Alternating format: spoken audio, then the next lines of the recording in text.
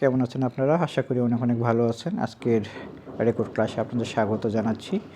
আপনারা যারা বায়োলজি থেকে ১৯তম নিবন্ধনে অংশগ্রহণ করবেন তাদের জন্য এই ক্লাসটি খুব গুরুত্বপূর্ণ। আপনারা জানেন যে আজকে ডিএনএর উপর এবং আরএনএর উপর একটা ক্লাস নিয়েছি, শর্ট ক্লাস। তো সামনে পিডিএফ দিব ডিএনএ এবং আরএনএর উপর।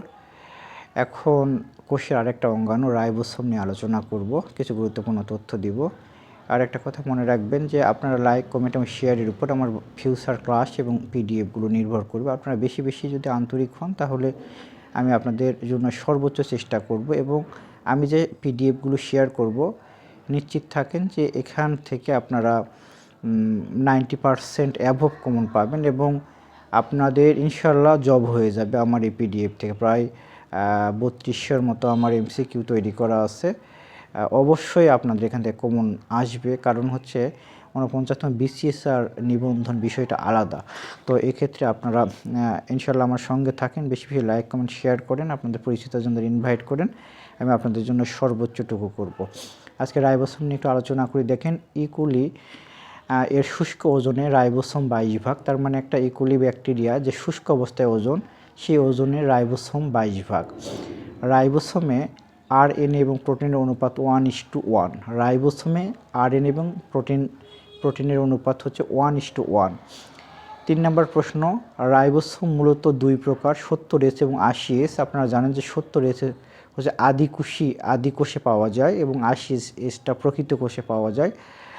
এই জন্য আপনারা দেখবেন যে আমাদের শরীরে যে মাইটোকন্ড্রিয়া আছে, মাইটোকন্ড্রিয়া তে 70S পাওয়া যায় বলে মাইটোকন্ড্রিয়া আমাদের শরীরের স্থায়ী অঙ্গাণু হলেও মনে করা হয় যে এটা বাহির থেকে আমাদের দেহে প্রবেশ করে পরবর্তীতে স্থায়ী অঙ্গাণুতে পরিণত হয়েছে। এই মাইটোকন্ড্রিয়া মূলত এক ধরনের ব্যাকটেরিয়া। এরপর সাইটোপ্লাজমে এককভাবে অবস্থানরত রাইবোসোমকে বলা হয় মেসোজোম। খুব ইম্পর্টেন্ট, মনে রাখবেন, এককভাবে যখন রাইবোসোম সাইটোপ্লাজমে অবস্থান করবে সেটাকে আমরা মেসোজোম বলবো। এরপর রাইবোসোমে প্রোটিন সংশ্লেষণ হয় বলে এটাকে বলা হয় প্রোটিন ফ্যাক্টরি। রাইবোসোমকে প্রোটিন ফ্যাক্টরি বলা হয় কোষের। ক্ষুদ্রাকার রাইবোসোম হলো রাইবোনিউক্লিয় প্রোটিন কণা, আরএনপি। ক্ষুদ্রাকার রাইবোসোম হচ্ছে রাইবোনিউক্লিয় প্রোটিন কণা। এরপর রাইবোসোমে আরএনএর পরিমাণ 65%, শতকরা 65% রাইবোসোমে আরএনএর পরিমাণ। কোষে ট্রান্সলেশন প্রক্রিয়ার সঙ্গে জড়িত অঙ্গাণু হলো রাইবোসোম। রাইবোসোম কোষের ট্রান্সলেশন প্রক্রিয়ার সঙ্গে জড়িত থাকে। 9 নম্বর প্রশ্ন, রাইবোসোমের রাসায়নিক গঠনে ধাতব আয়নগুলো হচ্ছে, রাসায়নিক গঠনের ক্ষেত্রে ধাতব আয়নগুলো ম্যাগনেসিয়াম, এরপর আছে ম্যাগনেসিয়াম, ক্যালসিয়াম এবং হচ্ছে ম্যাঙ্গানিজ। এরপর গ্লুকোজের ফসফোরাইলেশন সংগঠিত